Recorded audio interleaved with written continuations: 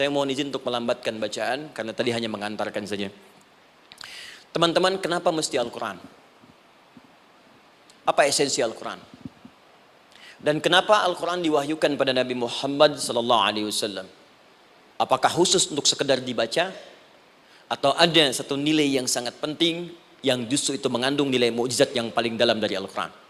Yuk kita mulai dengan Al-Quran surah kedua Al-Baqarah ayat ke-38. Paling kanan sebelah atas. Disambungkan dengan Quran surah kedua ayat 185.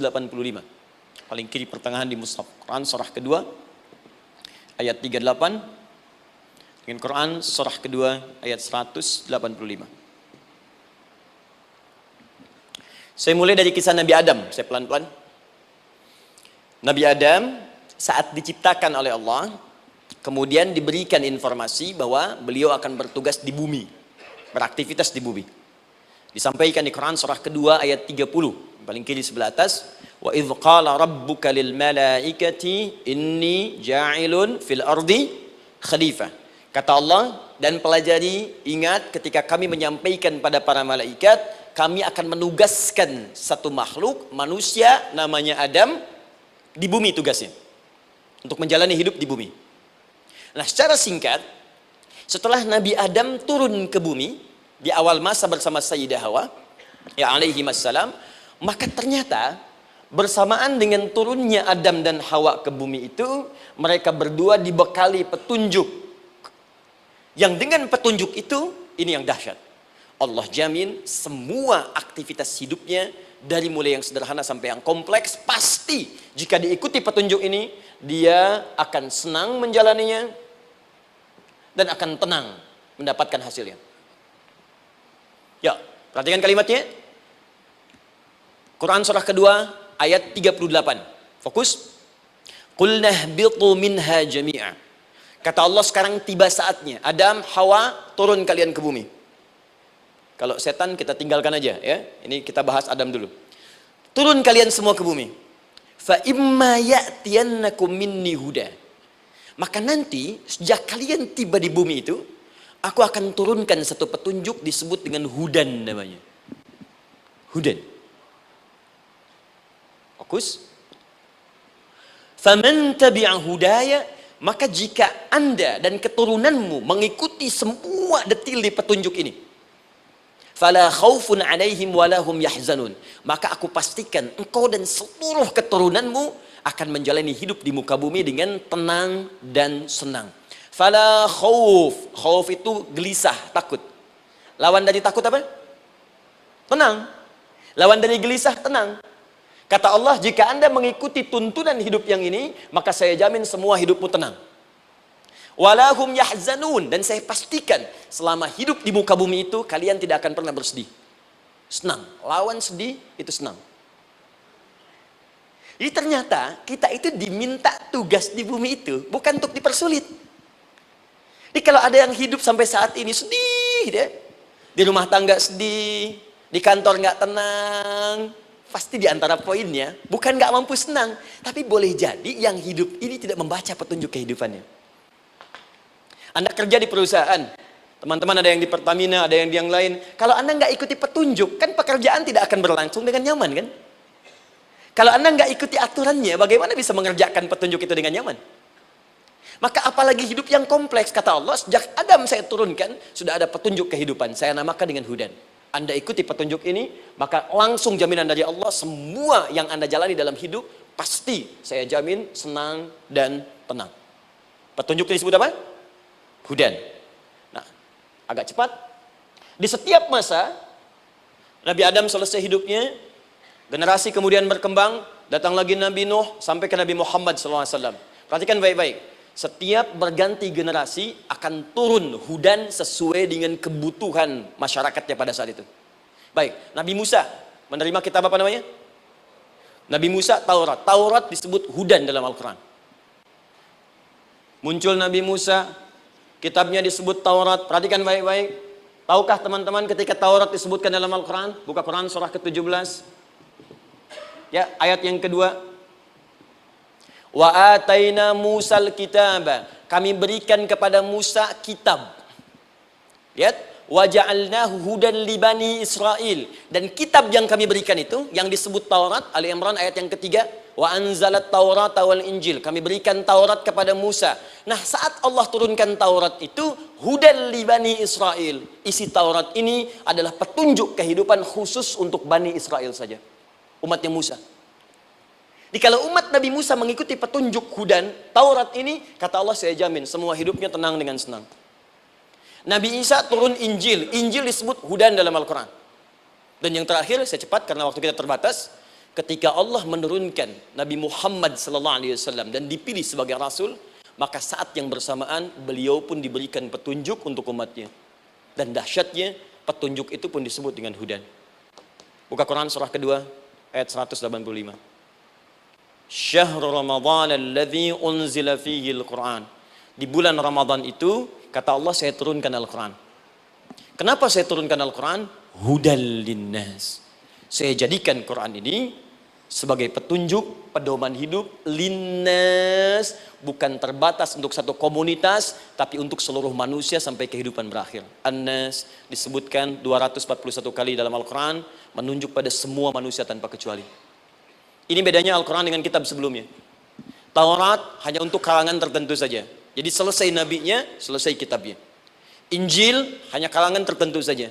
Nabinya selesai, selesai kemudian misinya. Tapi Al-Quran tidak.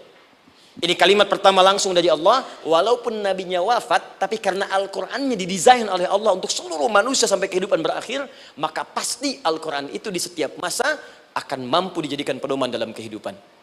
Nah, jadi prinsip pertama, ketika Allah menurunkan Al-Quran, sebenarnya tujuan utamanya bukan sekedar dibaca. Bukan. Tapi di dalamnya itu ada petunjuk hidup, Pak, Bu. Dan yang buat, yang menciptakan kita. Bukankah Anda kalau ingin memperbaiki sesuatu akan datang kepada penemunya, penciptanya? Anda punya handphone, ada masalah, kan datangnya ke counter handphone. Anda punya mobil, ada persoalan, bukankah datangnya ke dealer? Sekarang kita ingin tahu persoalan hidup kita. Ingin tahu gambaran hidup kita, ingin tahu misi dan visi hidup kita. Kemana kita kemudian bertanya? Pada pencipta kita. Nah, kata Allah, ketika saya utus manusia pertama kali ke bumi, saya sudah turunkan bagaimana cara menjalani kehidupannya. Dan ternyata berita baiknya untuk kita diberikan oleh Allah satu petunjuk utuh, langsung disebutkan, isinya disebut dengan Al-Quran. Jadi dari Al-Fatihah sampai dengan An-Nas, dia bukan bacaan biasa. Semua di dalamnya ada petunjuk kehidupan kita dari mulai bahkan dalam kandungan sampai kita wafat kepada Allah Subhanahu wa taala. Kalau diikuti petunjuk ini, langsung turun jaminan dari Allah. Hidup kita pasti akan tenang dan nyaman. Saya bacakan cepat ya. Tapi nggak usah ditulis, nanti kalau teman-teman agak terlambat mengikutinya, Anda buka kembali rekamannya, Anda boleh runtutkan kembali. Saya baca cepat saja, dan ini insya Allah Anda hanya akan temukan dalam Al-Quran. Nanti saya berikan rahasia di akhir sebelum kita akhiri. Yuk, satu, Anda silahkan bandingkan dengan buku manapun, referensi manapun, Anda hanya akan temukan dalam Al-Quran. Dari sejak sebelum lahir, bagi perempuan yang tengah mengandung, langsung Allah berikan tuntunan bagaimana agar kandungan itu berjalan dengan sehat, nyaman, dan mudah ke persalinan. Quran surah ke-7 ayat 189. Perkembangannya bisa diamati dan dicek kemudian, ya, baik ke dokter atau yang lain. Nanti perkembangannya disebutkan di Quran surah ke-22 ayat ke-5. Dirinci lagi di Quran surah ke-23 ayat 11 dari 9 sampai dengan 13. Kemudian mulai terlahir, dari lahiran diberi petunjuk oleh Allah. Nih, berikan ASI, maksimal 2 tahun. Kalau ingin berhenti sebelum 2 tahun, boleh, begini caranya. Quran surah kedua ayat 233. Dari sampai usia 2 tahun, menjelang balik, kata Allah berikan 4 pendidikan dini. Ini turunannya, disebutkan 1, 2, 3, 4. Jika Anda ajarkan ini, maka anak ini akan tumbuh. 1, dekat dengan Allah. 2, dijamin taat pada orang tuanya. 3, dia akan baik dengan lingkungannya. Dan 4, dia akan bertahan dalam kebaikan sampai dia dewasa. Quran surah ke-31 ayat 13 sampai dengan 19. Usia 7 tahun, ya, mulai dia balik misalnya, dia akan mulai belajar. Bagaimana cara belajar yang baik supaya cepat paham, gampang mengerti. Turun Quran surah ke-9 ayat 122. Amalannya di Quran surah 96 ayat yang pertama. Kemudian rinciannya diturunkan di Quran surah kedua ayat 282 di ujung ayatnya. Lalu bagaimana mencari sekolah yang bagus? Majlis yang baik, guru-guru yang baik. Diturunkan Quran surah ke-58 ayat ke-11. Dicontohkan tentang Maryam dan Nabi Isa alaihissalam di Quran surah ketiga ayat 35 sampai dengan 37. Naik lagi, dia mulai dewasa, ya, mulai bergaul, bahkan kadang-kadang merantau, punya tempat komunitas berbeda. Bagaimana supaya dia bergaul tidak terpengaruhi lingkungan yang tidak baik. Maaf ya, kadang-kadang ibu yang sudah mengandung, melahirkan, ayah mencari nafkah, tiba-tiba anak pergi bahkan ke kampus, ke sekolah, dapat teman yang gak bagus, pulang-pulang mengecewakan Anda. Dan bagaimana menemukan tempat-tempat yang baik untuk bisa menjaga perilaku anak ini? Ditemukan nanti di Quran surah ke-49 ayat ke-13-nya. Dirinci perkembangannya di Quran surah ke-12 Yusuf ayat 2 sampai dengan ayat 29-nya. Sampai ketika dia akan mulai kemudian menikah. Kata Allah, pilih pasangan yang baik dengan ta'aruf, berikan mahar yang sempurna. Quran surah ke-4 ayat ke-4. Kemudian dia mulai menikah. Kata Allah, sebelum menikah, pelajari dulu fikih nikah. Banyak orang yang menikah, tapi karena tidak belajar tentang persoalan rumah tangga, apa yang akan terjadi di rumah tangganya. Detil Pak, Bu. Kata Allah, ini, kalau kamu berbuat begini, akan ada miskomunikasi. Kalau ada miskomunikasi, persoalannya akan begini. Solusinya begini. Maka diturunkan dasarnya di Quran surah ke-30 ayat 21, detilnya di Quran surah ke-4 ayat 34 sampai dengan 35. Paling kiri sebelah atas sampai dengan ke tengahnya. Anda berlanjut, diterangkan oleh Allah, hei, tugas suami saat mulai pertama kali menikah, maka tugas yang pertama siapkan untuk mencari nafkah. Bagaimana caranya ya Allah? Diturunkan oleh Allah. Satu, jangan takut kehilangan rezeki. Jangan pernah mencuri, jangan pernah ngambil punya orang, karena punya kamu akan saya berikan sempurna. Kamu ngambil punya orang, maka kamu akan menyulitkan diri sendiri. Itu akan dikembalikan pada yang berhak. Ya, turun Quran surah ke-51 ayat 22. Dirinci, begini cara nyarinya. Quran surah kedua ayat 168. Kalau Anda ingin cepat baru bergerak, rizkinya sudah dapat. Quran surah kedua ayat 172. Ada yang dahsyat, dia belum keluar, rizkinya yang mendatangi dia. Jadi nanti di Al-Quran ada 8 jenis rizki. Di antara yang paling hebat, ada yang belum Anda datang, rizkinya sudah menjemput. Ada orang mendatangi rizki, ada rizki mendatangi dia. Contoh, Al-Imam Asy-Syafi'i sedang berdiskusi dengan Imam Malik gurunya. Kata Imam Asy-Syafi'i, Syekh, rizki itu mesti saya cari dulu, baru kita dapat. Kata gurunya, ya Syafi'i, ada rizki yang cukup kita beramal dekat kepada Allah, dia akan datang tanpa kita cari dengan ikhtiar manusia. Kata Syafi'i, mustahil. Kata Quran kan kita kerja dulu baru datang. Kata Imam Malik gurunya, kamu yang belum sampai, kita amalkan ini, rizki datang. Maka berhenti sampai di situ. Imam Syafi'i pamit. Di jalan tiba-tiba beliau mendapati ada panen anggur, Pak, Bu. Terus dipanggil sama yang punya kebun. Ya, pemuda katanya, sini, mau bantu nggak? Kalau kamu bantu, kami berikan anggurnya. Maka beliau bantu, panen, petik. Sampai setelah selesai diberikan anggur yang besar-besar, hanum. Senyum, senang beliau. Ternyata senangnya bukan karena dapat anggur. Senangnya karena merasa pendapatnya benar. Kalau saya nggak bantu panen ini, nggak akan dapat saya anggur. Cuma karena saya bantu, saya diberi ini. Maka rasa senangnya inilah dibawa kemudian kepada gurunya, ingin laporan. Tapi perhatikan adabnya. Dia tidak mengatakan, guru, nih saya benar. Kalau saya nggak ikut panen, nggak dapat saya ini. Perhatikan kalimat Asy-Syafi'i. Guru, tadi saya di jalan, dipanggil oleh pemilik kebun, ikut panen anggur. Begitu saya bantu, saya diberikan anggur ini. Beliau tekankan dengan kalimat yang kencang pada kalimat, begitu saya bantu, saya dapat anggur ini. Imam Malik tersenyum mengatakan, Masya Allah Syafi'i, luar biasa. Ini siang begitu panasnya, tadi saya mau keluar ngajar, terfikir di benak saya, Allah, kalau ada anggur yang besar-besar, enak rasanya. Tiba-tiba kamu datang bawa anggur. Jadi Imam Syafi'i kerja dapat sesuatu, Imam Malik terfikir sesuatu, datang rezeki. Itu ada di Quran surah ke-7, teman-teman, ayat ke-96, paling kanan sebelah atas di mushafnya. Baik, teruskan dulu. Ya, Anda dalam mencari kerja, ingat, kalau Allah yang sampaikan pasti terjadi. Jangan dikira mudah. Kata Allah akan ada persaingan, akan ada kadang-kadang singgungan, akan ada tantangan, maka mulai petakan tantangan apa yang akan Anda lalui saat Anda mulai mencari nafkah itu. Maka turun Quran surah kedua ayat 214, paling kanan sebelah bawah. Am hasibtum an tadkhulul jannata. Hei, apa kamu mudah begitu saja mengira akan sukses dalam pekerjaanmu? Bahkan bisa diartikan surga, ingin masuk surga. Walamma ya'tikum mathalul ladzina khalau min qablikum. Sebelum engkau diuji seperti orang sukses dulu pernah sukses. Lihat mereka. Enggak ada orang sukses yang instan. Cuman balikan telapak tangan dapat, tidak. Kata Allah, lihat orang-orang dulu. Lihat orang-orang hebat dulu, bagaimana mereka bisa kaya, bisa sukses, bisa punya posisi. Masat umul ba'sa, petakan olehmu tantangan apa yang akan dihadapi saat engkau bekerja itu. Satu, kata Allah, ba'sun, ada yang ringan. Ba's. Ba'sa jamak dari kata ba'sun. 2. Dara. Dia sudah menengah, jamak dari kata durun. 3. Zilzal. Ini yang paling tinggi puncaknya. Jadi kalau Anda sudah mendapatkan ini, yakinlah berarti Anda akan mendapatkan posisi yang tinggi. Karena mustahil orang besar diuji dengan ujian yang kecil. Zilzal, ini bagian ketiga. Ba'sa, ba'sun, mulai. Kira-kira tantangan-tantangan ringan apa saja yang akan Anda hadapi? Ya, kalau saya contohkan misalnya dengan contoh yang lain singkat, Anda mau ke masjid, ingin konsisten, mulai hijrah, ingin dekat dengan Allah, tiba-tiba yang tadinya nggak mau ke masjid, mulai ke masjid, diuji dengan hujan. Hujan kecil, rintik-rintik, shower. Begitu hujan, orang Arab mengatakan kalau hujannya bisa lewat tanpa payung pun, orang Arab mengatakan la ba'sa. La ba'sa ini ringan. Orang kita sambungin, labas. Dari bahasa Arab, lewat. Nah, jadi kalau Anda mau berangkat nih, siap bekerja, siap hadapi tantangan. Baru mau lewat hujan kecil, berarti itu tantangan kecil kita lewati.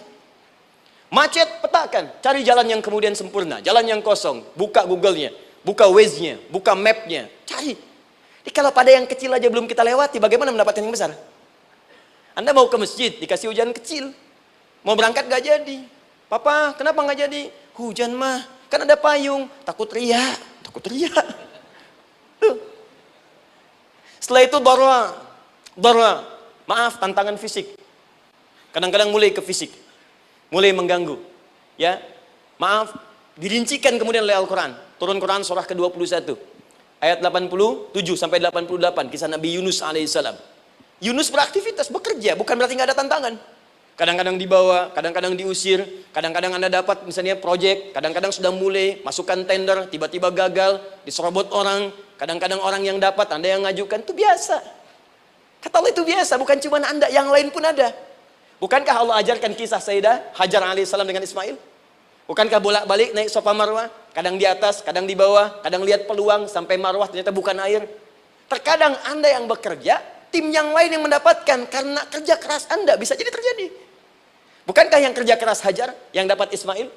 Mungkin Anda yang konsep, yang dapat minyaknya orang lain. Mungkin Anda yang kerjakan, yang suksesnya teman Anda, nggak ada masalah. Dan itu kemudian akan bermanfaat bagi Anda. Tidak mungkin setiap keringat yang keluar dari diri kita mustahil, kecuali akan melahirkan manfaat yang kembali pada diri kita. Tantangan. Tapi yang paling dahsyat, ini yang nggak ditemukan di sebagian referensi yang kita baca. Ketika Allah menjelaskan semua tahapan-tahapan tantangan ini sampai ke puncaknya zilzal. Zilzal itu kalau bahasa sekarang gempa. Ada ujian yang menggoncang hati kita.